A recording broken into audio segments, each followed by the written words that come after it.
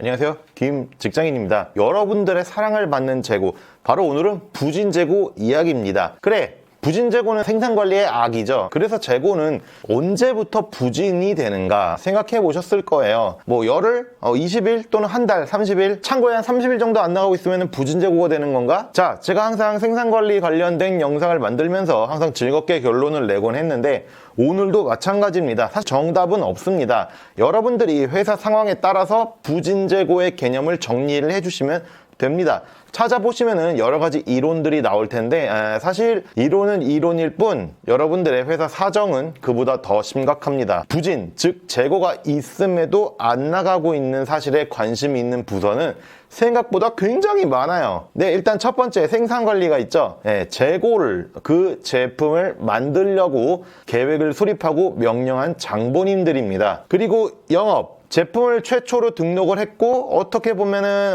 만들어 달라고 요청했을지도 모르는, 그리고 그 재고를 파는 액션으로 부진재고 담당자의 웃음꽃을 선사하는 바로 영업입니다. 그리고 세 번째, 지원 쪽이 있겠죠. 재고가 자산으로 등록되어 있기 때문에 이 자산이 매출로 올바르게 이어지도록 매우 치는, 생산관리, 영업을 매우 치는 사람들입니다. 부진재고로 처리되다가 결국 폐기까지 이어지지 않도록 사무실의 의자에 앉아서 전화로 매우 쪼는 사람들입니다. 간접적으로 관심을 많이 가지고 있습니다. 그리고 네 번째, 제조입니다. 생산관리가 만들어 달라고 요청은 했지만 사실 직접 만든 건 이 제조 죠. 생산관리가 수립한 수량보다 초과 생산을 했다면 제조가 범인일 수도 있겠습니다만 회사에 따라 다르겠지만 이 만들어 놓은 재고를 직접 눈으로 마주하고 있는 곳이 또 제조이기도 하죠. 그래서 제조는 조금 더 민감하게 반응하는 경우도 있습니다. 자, 이렇게 여러 가지 부서들이 이 부진재고를 먹어치우기 위해서 포진하고 있습니다. 부진재고라는 것 자체가 여러 가지 리스크를 줄이기 위해서 만든 개념입니다.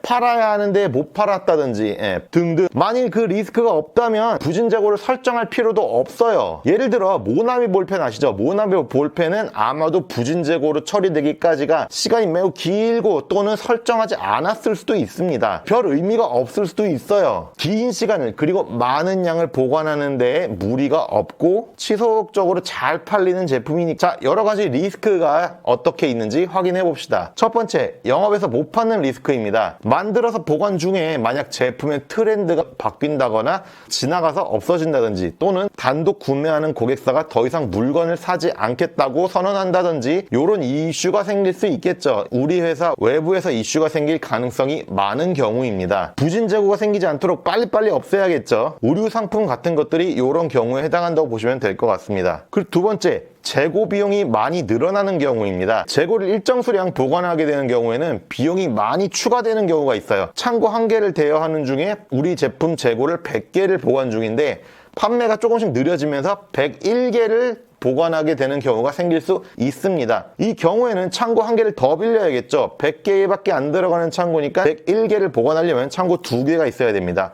창고 1개를 더 빌려야 되기 때문에 비용이 많이 늘어나게 되겠죠. 이때 판매 속도와 생산 속도를 계산하면은 101개가 되는 시점이 어느 정도 계산이 될 것이고요. 이런 속도가 나오는 시점을 부진재고로 처리하는 시점이라고 보시면 되겠습니다. 부피가 큰 장비들이나 설비들이 있겠죠. 세 번째, 창고에서 일정 기간 보관 시 문제가 되는 경우입니다. 창고에서 많은 수량을 보관하는 중에 여러 가지 외부 요인으로 이슈가 생길 가능성이 있는 것들입니다. 예를 들어 비가 오는 장마철이 되면 제품의 질이 떨어져서 판매가 조금 어렵게 된다든지 판매를 못하는 수량이 생긴다든지 하는 경우가 있을 겁니다. 예를 들어 장마철이 오기 전에 이 제품은 다 팔아야 된다, 이런 조건이 있는 제품들도 있을 수 있겠습니다. 네 번째, 유통기한과 보증기간의 이슈가 있는 제품들입니다. 창고에서 보관을 오래 하다 보면 실제 소비자가 사기에는 좀 곤란한 기간의 유통기한이나 보증기간들이 있을 수 있겠죠. 보증기간을 5년으로 했지만 이게 재고로 만약에 4년 동안 있었어요. 예를 들면 그럼 보증기간이 1년밖에 안 남았기 때문에 소비자가 이거를 사자마자 뭔가 불리하다고 생각할 수도 있을 거예요. 그래서 소비자가 실제 구매 시에 남은 유통기한이나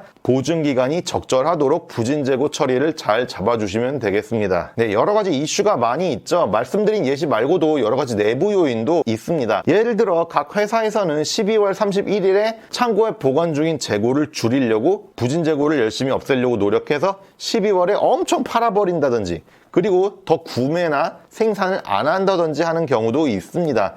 이거 왜 그럴까요? 보고서를 만들다 보면은 재고 수량을 월별로 적게 되잖아요. 이때 12월 31일에 재고가 많다면 어떻게 되겠습니까? 여러 가지 보고서를 작성하다 보면은 2020년 12월 재고가 많은 것처럼 기록이 되겠죠. 12월 30날에 재고가 적고 12월 31일에 재고가 많고 1월 1일에 재고가 없다 한들 월말 재고는 12월 31일 재고를 보는 곳이 많습니다.